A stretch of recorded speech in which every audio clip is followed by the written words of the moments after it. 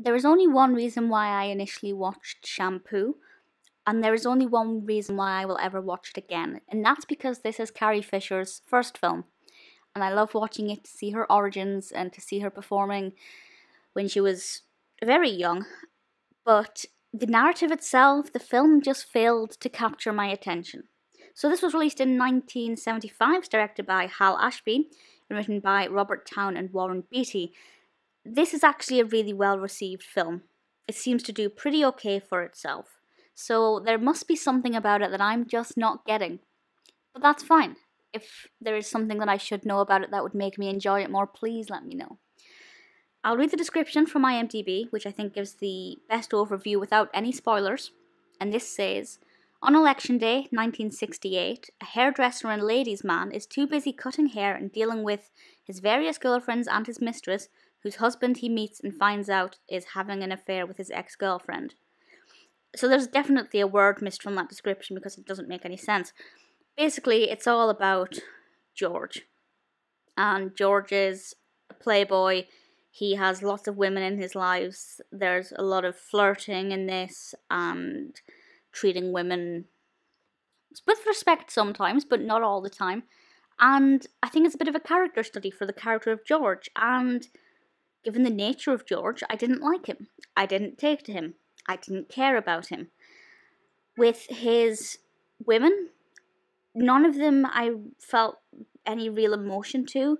I'm not going to say they were underdeveloped, but I just felt like there was nothing with any of the women that really made me want the best for them. I didn't want ill of them. I just didn't really care if they had their heart broken or if they found out about the other women or anything like that. I really wasn't bothered. I also did not care about George as a character. I absolutely was not bothered about what happened to him. I think Warren Beatty gives a really great performance.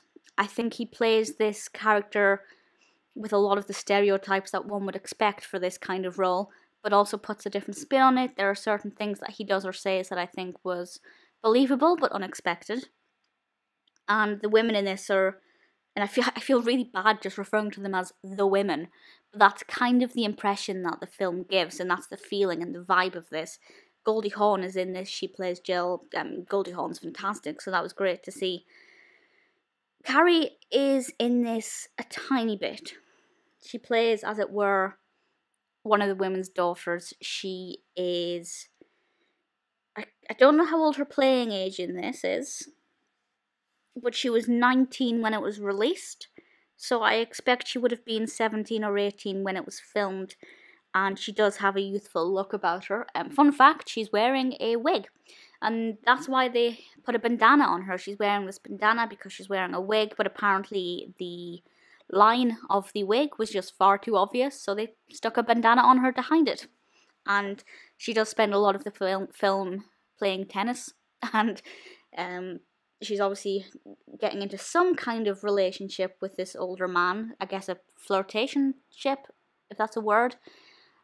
I mean, I did obviously love Carrie in this, but if she wasn't played by Carrie, I doubt I'd care. Like, there's nothing about that character either that's particularly interesting.